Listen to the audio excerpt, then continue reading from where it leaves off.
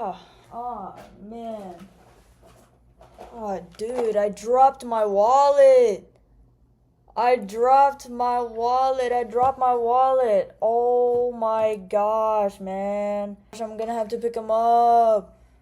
My wallet, gosh. Oh my, this is so goofy. Animation.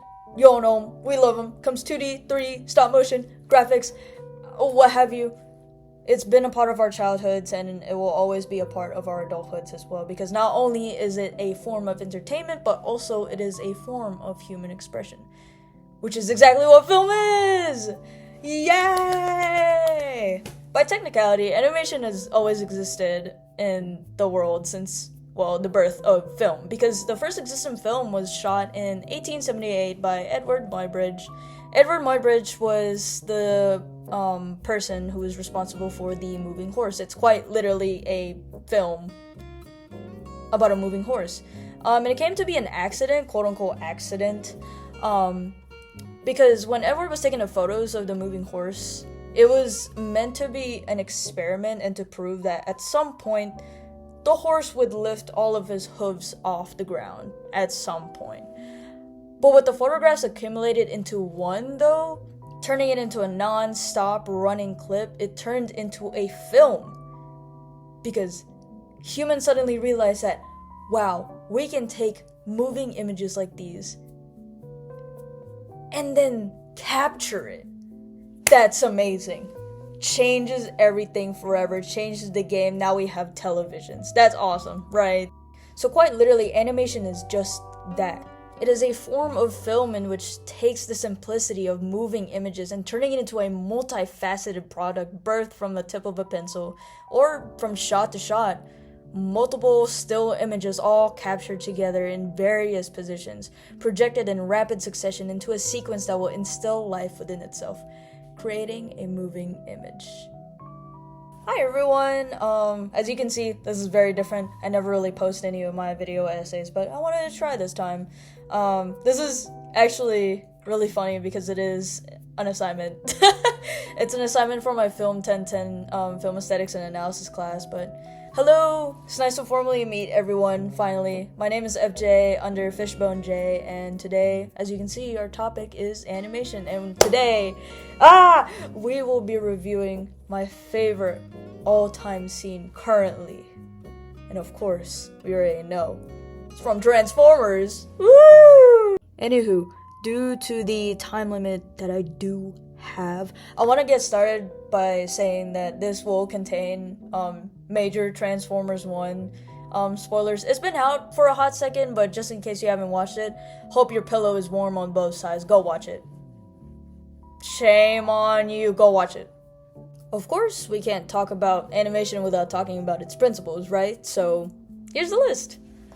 Here we have squash and stretch, anticipation, staging, straight ahead and pose to pose, follow through and overlapping action, slow in and slow out, arcs, secondary action, timing, exaggeration, solid drawing, and appeal. Of course, we're not going to go through all of these because I have so little time with you guys, but if you guys do want an in-depth video on it, Studio Binder has a really good video on it, and they have a really cool film series called The Shot List. Fully recommend, but we're only going to highlight some really cool in-detail stuff, so buckle up. Every day, every single day of my life has been a lie. My God, I knew it. Deep down, I always felt something was off. He deceived everyone. Sentinel bought himself power and then put us to work, paying off his debt. I can't believe it. Well, obviously, I can believe it. I just saw it, but I can't believe it. Sentinel lied to my face. It was all a sham. How could we have been so gullible? Oh, this is going to change everything. You just had to do it, didn't you? Me? What did I do? You just had to go to the surface, had to enter the Iacon 5000. You just had to break protocol. Who cares about protocol? I do. I care. Because nothing bad happens when you stay on protocol. Sentinel Prime's been forcing us to work in the mines until our gears strip. And all the while, he's been giving the Energon away to our greatest enemies. And what do you think he's going to do to us when he finds out that we know? I'm not thinking about what he's going to do. I'm thinking about what we're going to do. Well, that's the whole thing. You're never thinking about anything else, just yourself. Fantastic. Another Orion Pack's master plan. I can't wait to hear this. Wait, don't you want to stop him? No, I want to kill him! I want to put Sentinel in chains and march him through the mines so everyone can see him for the false prime that he is. I want him to suffer and then to die in darkness. But we all know that it doesn't matter what I want, right, Pax? The fact is, we're just cogless bots, right? We had limited options, and now we have none. Ooh. I love that scene. Rent was due. Well, moving on to the principles of animation. First, we have squash and stretch. It gives life, movement. It gives a sense of weight and mass to a character that simply does not exist. Lots of examples of this comes with this singular scene showing how light or how heavy each of their Cybertronian bodies are, coming from D16 or Orion Pax. It's different for each and every single one. It gives a sense of life for how they operate. Squashing and stretching the characters' facial expressions and their bodies make a difference instead of making them look stiff. For example, the soft facial features here of D16 when he realizes that Sentinel had been lying all throughout his entire life since he came online, and the heavy arms of Orion Pax when he goes, "I knew it!" And you feel it. You see how hard he drops his arms down onto the stone. It adds a little bit more weight into his body. Going on to the next one, we have anticipation. Now, anticipation kind of goes hand in hand with squash and stretch. It is basically the reel back and then the go. It gives a little bit more expression and power in the movement. And we see this right after Orion's statement here. We can clearly see him wind his arm up before dropping it down on the rock. It creates more power. It creates more weight to his character. It gives him a little bit more life because we need to reel back in order to make a movement. Like what I just did here, I needed to reel back to be able to make this movement. And it's really cool. You don't really think about that sometimes. And on to the next one. Like I said, this is gonna fly by really fast because I only have a little bit of time with you guys. But the next one is staging. It's composition. It's the basic thing with film. Different types of compositions, powerful scenes where everything is mostly focused. Here, in this case, everything is mostly focused on D16. Something I want to put more attention to is the differences when Orion is in frame versus when D16 is in frame. As you can see, when Orion is in frame, he is mostly always with somebody else, whether it be with Elita, Bumblebee, or Alpha Trion. He will always be with someone else. But when you pivot over to D16, he's all alone. He's by himself. And I believe that's a really, really good way of just like foreshadowing and contributing more into the narrative that you have going on, the separation of ideals that you got. And of course, the staging and the composition is so particular because the focus is on D16. It's his character development. It's his blow up. It's him going down the hill. Brian Henry's rent was due. But it really, really does make a very powerful scene. And it's that point in time where you're like, oh, that's Megatron. You know, that there he is now. On to the delicious, scrumptious parts of this scene. We're going off script a little bit because these are details that I really do want to highlight that I don't think a lot of people really look into, and they need to be appreciated because it's art. First thing I want to talk about is metal. First of all, as somebody who used to do 2D animation, I'm already not cut out for that.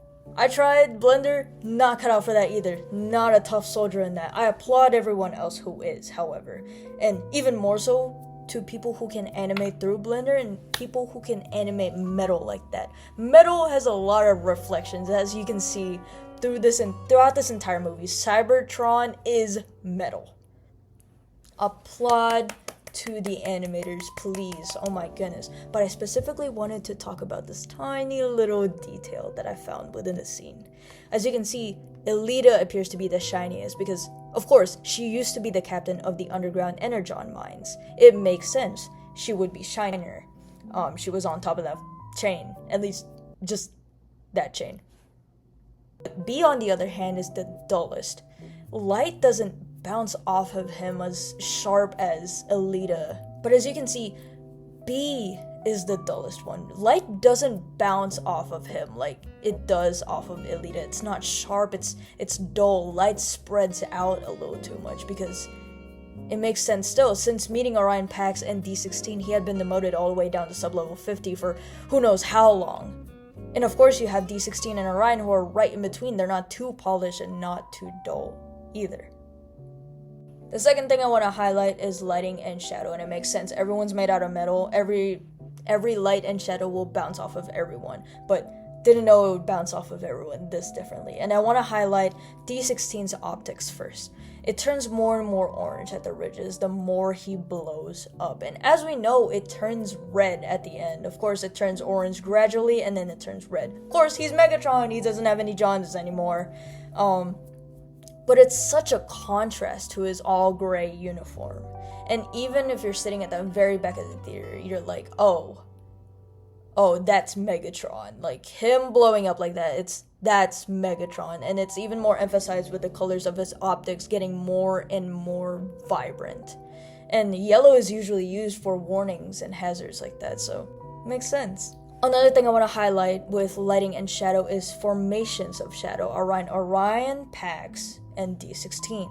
Specifically, Orion has a type of build that allows light to shine brighter and share the light throughout his entire face. You can see shadows are softer, light is brighter, it's also way softer. It gives off his appearance, that's his personality. He is a genuine leader with a kind heart who breaks protocol because it's what it feels like is right. Whereas Megatron's design engulfs the shadows. They're harsher, they're sharper.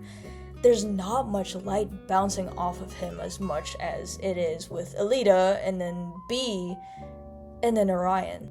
Closing this video off, unfortunately, Transformers 1 is an example of a human expression that goes way beyond the point of what people imagined.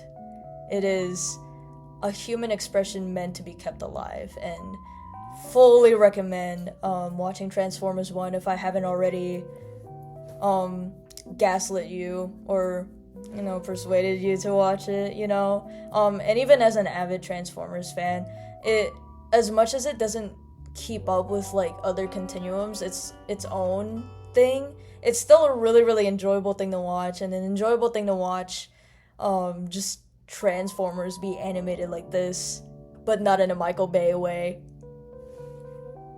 It definitely deserves a watch over, and seeing scenes like this just reminds other people, and it reminds me of how pivotal human expression is, especially how pivotal human expression is in art and film, and that's why we're here. But thank you so much for staying by, and I'll see you guys on the next one, maybe, hopefully. Bye!